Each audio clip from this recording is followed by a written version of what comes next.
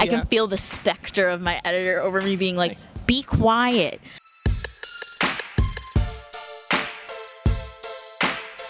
Hi and welcome to Literary Hype. I am Stephanie, your Literary Hype Woman, and today's author conversation is with an author that I got to host a panel for, and that is Joelle Wellington. She wrote Their Vicious Games, so we did a panel at New York ComicCon, and this shiny book got signed there.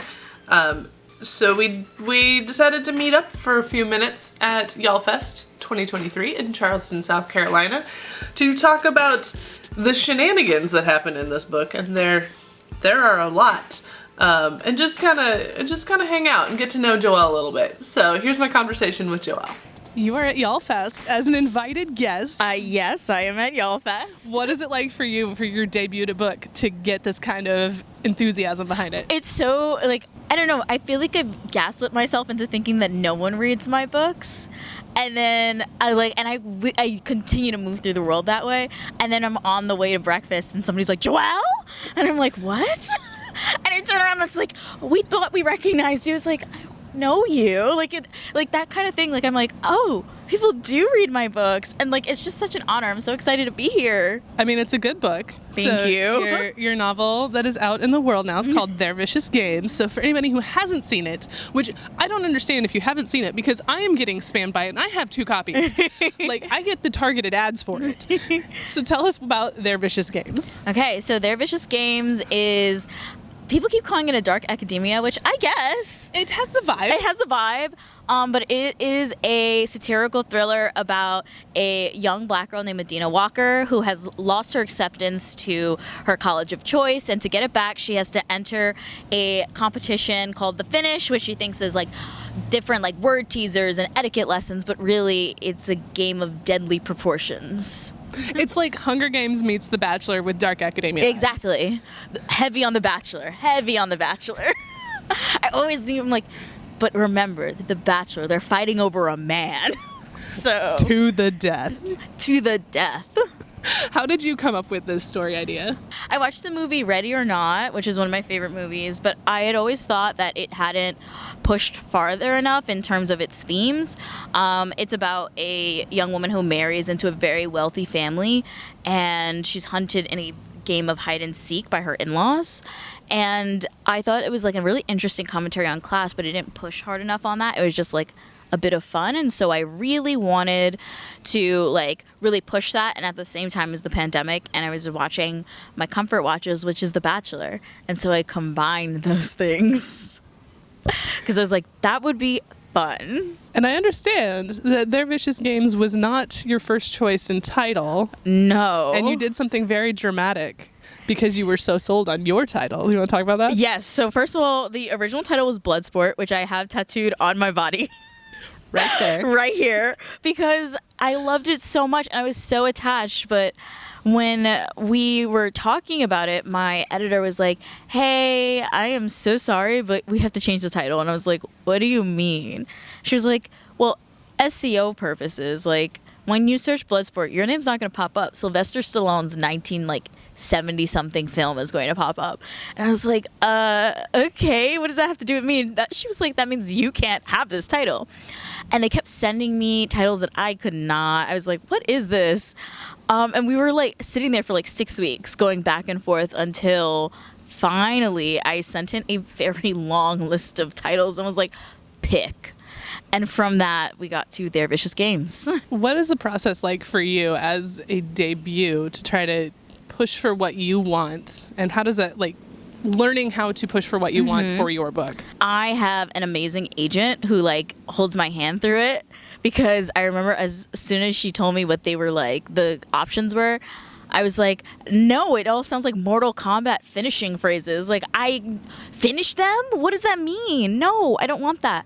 And she very much advocated for me, but also told me that if I'm going to go really hard on this, that means I'm going to have to give in other places. Luckily, I adored my cover from the start. Like, I didn't have any thoughts about the cover. I was like, just show me something. And it was perfect. It was literally the cover that we still have to this day. And so I just was like in awe and so excited. So I didn't really have to give up that much because the cover was just so beautiful. It's a great cover, especially like the finished one when it's shimmery. I love And it. it's like a really good hint. Yes, of what's to come. Yeah, it's a great hint. And once I got there, I was like, brilliant. Brilliant. Great job on the cover. How much research went into Their Vicious Games? None, because I lived it. Oh, do tell. So I went to a private school growing up from 6th through 12th grade. I was the scholarship kid. And so a lot of like the real heavy stuff like about class and race, like I went through that. And so I just was like, how do I make this cathartic in a way? While also being honest, but also keeping it light, because I want people to still be like, oh, this book is funny. Like, I want people to be like, this book is crazy and insane, but also darkly hilarious. And that's really important to me. So that was a huge part of it. I think the only thing I researched was like horses, but I've also horseback. I have done that. The only thing I really looked at was like how to structure the ride, which is based on a Czechoslovakian race, I believe, that I can't pronounce the name of, but that's where I got the Taxis Ditch from. So yeah. How do you take care of your mental health when you're writing such dark books? Oh, my friends, I go out a lot. Like, I'm like if I need a break, I'm like, okay, who can I like text right now where I'm like, I need to leave the house and do something fun. And it's funny because I'm like not a particularly dark person, so that also helps. I'm very cheery. I'm very cheerful. So Very, very fun. Very fun. yes. So it's always funny when people are like, "That's so interesting that you write that," because that is not the vibe you give. And I'm like, I'm a happy person. Like, but yeah, I have a really great support system where I'm always like, let's go do something fun. Let's like. Get in Loser, we're going shopping. Yeah, exactly that. I'm like, let's go shopping. Let's go eat. Let's go laser tagging. Like, I went upstate to Cold Spring, New York for a day because I was like, I don't want to be in this city. I don't want to write. Like, let's go do something. So you got to make a New York ComicCon appearance where I got to be your did. moderator. It was a grand old time. What's it like for you as like a brand new author to get to be on that kind of a level of stage? It's really intimidating. Someone came up to me and they had like went through it and annotated my book, and I was like, why? Like, what do you mean? Like, this, it's just so weird. I don't know. I just feel like I haven't, like, I don't know. I'm always honored when people are like, yeah, we want you. I'm like, but for what? Like, what do you mean? Jennifer Lawrence, what do you mean? Exactly. What do you mean? What do you mean by that? What do you mean? Why are you shaking it? Exactly that meme. Like, that's me. I'm Jennifer Lawrence. I'm like, what do you mean? Like, but yeah. So as a debut, what did you learn through this process that you wish you would have known before you started writing the book? Oh my God. Write your second book before you think you have to write it. That was hard. I thought I was above the sophomore slump thing. I'm not. And all my friends were like, no, like, you're very efficient, but no, everyone has a hard time with book 2. And I had a hard time. And I wish I had started it way before I did, because it ended up being handed in late. And so, like, my editor was like, no, we built in time for that. We knew. But also, because it is common. Like, even if I'm like, oh, it won't be me, it will.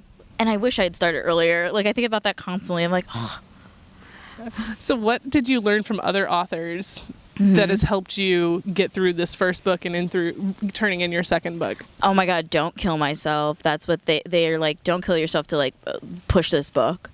I have heard that constantly. They're like, take a break, say no. That was like a big piece of advice that a lot of my friends gave me, and authors. They were like, pace yourself, because it can get really overwhelming because you want to say yes to everything because it's your first book and you're like, what if I don't get this chance again? But like really learning like my own limitations and like reminding myself constantly that it's out there already. Like, if I can't do something, it's okay. Like, that's been very helpful. And what advice would you give to others who are wanting to get published?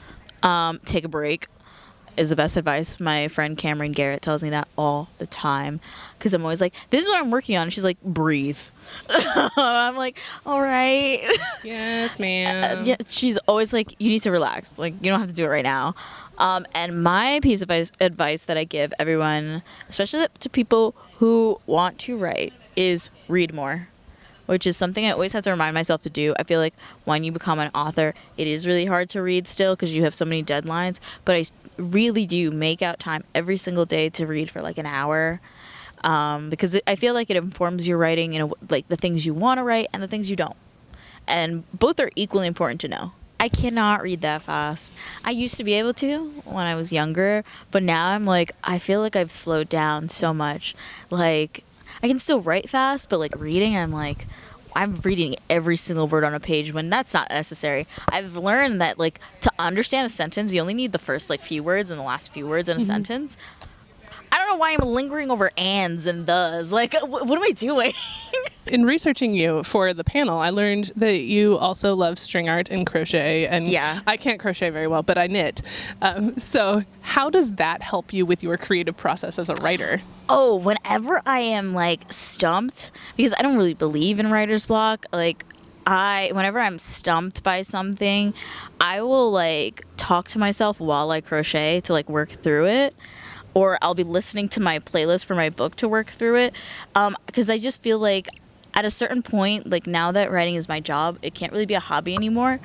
And so I'm like, I need a hobby that has nothing to do with a computer and that's like physical, something I can do with my hands, and that's crochet. And it really, really is helpful. Like, and I love it. And I make like bags and I like don't even use them myself. I give them to my sister and she's like, thanks. And she'll use it. I'll see it on her Instagram and I'm like, nice. Do you have a favorite piece that you've done? Yeah. Oh my God. Over the summer, I made like a lavender crochet like shoulder bag. You know, like how Y2K is really in. Mm-hmm. Yeah, I made one of those for my sister. Crochet takes up too much of my mental space. Yeah. Like I can knit in a movie and just like zone out. Knitting. I can't knit. I feel like people do one or the other. People who do both are like super talented, and I wish I was you. Yeah, my friend knits too, and I'm like, I don't understand the hand of it all. Like, I can't do it. Like, and I know that there are certain projects where you have to knit to do it. And so I'm like, I'm never gonna make a sweater. Like, because you can't crochet that. Not how you want it to look. So I'm like, I'm never making a sweater, and that sucks. Do you have any secrets for how you keep the tension on the yarn equal throughout the whole project? Oh my God. Do you still struggle with that? No, I struggle with it, but also I sit on the end of the string. There you go. Yeah, I sit on the end of the yarn. I keep it under my thigh. That's really smart, to keep it there. So it's always like really like, you know, when you start your loop, you're supposed to start towards the end. I start really far in so that I can sit on it. And keep really it smart. And I just keep the yarn and I'll like weave it in somehow. Like I'll use it for a button, like something. But yeah, I keep it really long so that like, and I'm not moving. It's not like I'm moving my body weight, so I'm just sitting there. So I'm like, it'll stay. Another thing I saw on your Instagram was that you like to go out to eat alone. Yeah. I do as well, and people think it's so weird. Why is it important to you to be able to do that without people, like without feeling weird doing it? So this is something that I just started doing. Like, it was part of my list, like my in and out list of the year, where it was like eating alone. And it's because I think it's so important to learn how to sit with your own thoughts.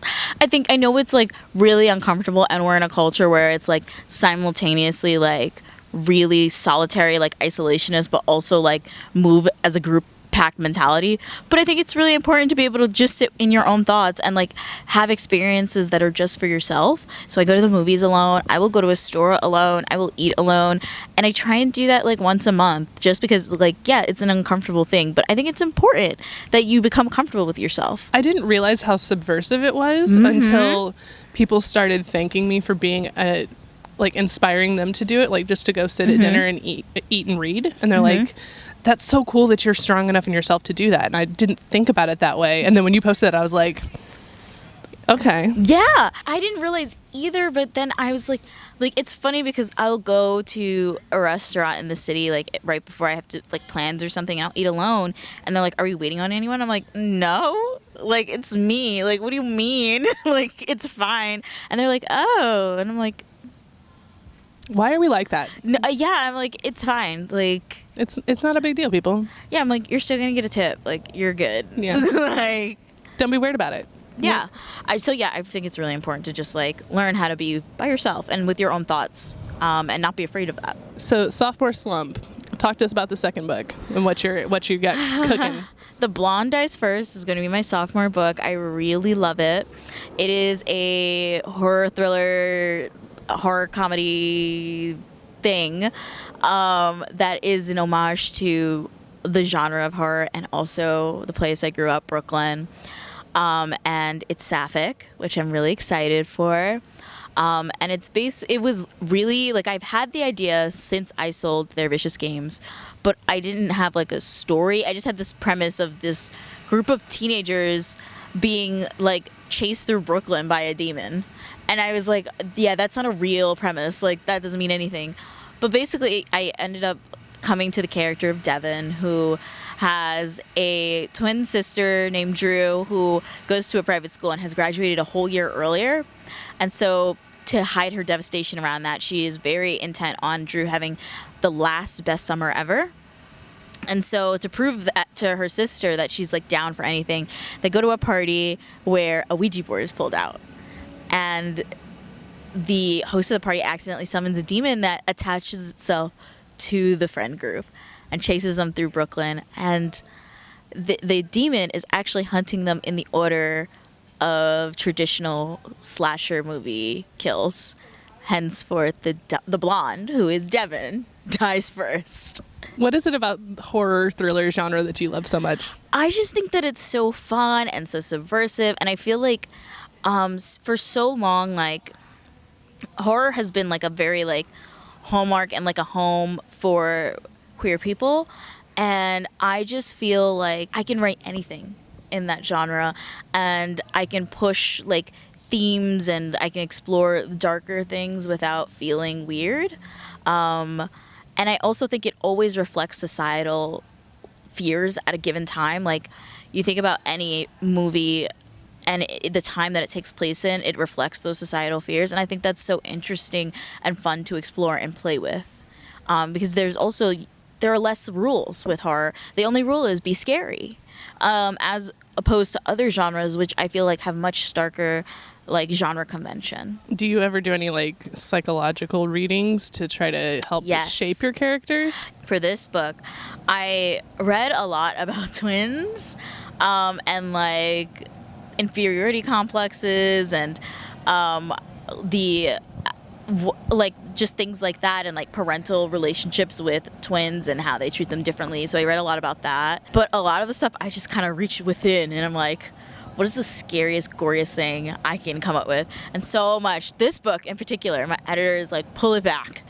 Pull it back. Because I really went there with my first draft, and she was like, Joelle, oh my God, relax. And I was like, no. But she was like, Thriller 2. Remember, it's a Thriller 2. And I was like, I know. But yeah, I definitely had to pull back a little bit with this one. And did it feel like YA was a constraint on what you could get away with on this one? This one, yeah. Even though I know that Their Vicious Games goes there, it's pretty bad. But this one, I was like, oh, yikes. Because I really, like, I already touch on so much, like, touchy stuff in this book that I was like, I need to pick and choose my battles here. Because it can't just be all out. Like, I got real gory at certain points, and I was like, this might be gratuitous. Is there anything you can share that you cut? Or are you holding on for it for another novel in the future? No, I won't. A death sequence in which the demon went inside the mouth of a person and blew up the insides and then came back out of the mouth. Okay, I feel some Gen Z, or not Gen Z, Gen V. Yeah. Like The Boys vibes. Yeah, yes. Bury that. Oh, man, I love those shows. But unfortunately, yes, bury that. And that's why I was like, I like had to played up the comedy aspect more with the new version of the death, which I like equally as much, if not more, because it's far funnier. Far funnier than what it was.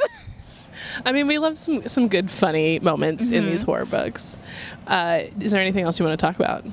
I don't know. I feel like I can't share that much about The Blonde Dies First. I can feel the specter of my editor over me being like, be quiet.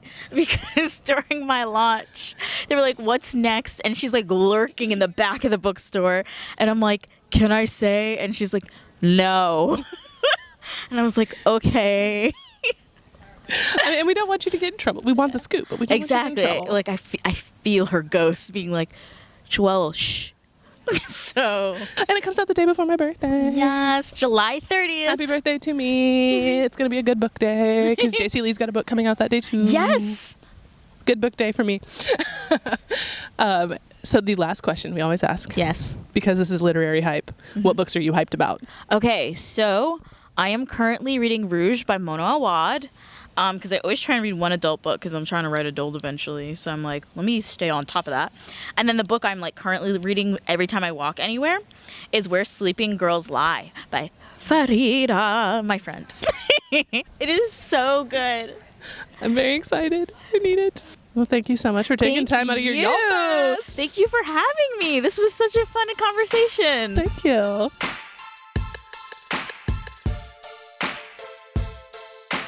Thanks again to Joelle for hanging out with me at Y'all Fest 2023. It was so much fun getting to catch up with her and see what's going on. And like that tattoo story, right? Like that's crazy. And I am extremely looking forward to her shenanigans that she had to pull back for her second book. So if you want to follow Joelle, the link to do so is down below, as well as a link to get a hold of this book for yourself, which you should. It's a good one. And don't forget to hit that like button while you're down that side of the video and subscribe to Literary Hype if you have not done so already. There's a lot of shenanigans coming your way, so stay tuned. Thanks for watching.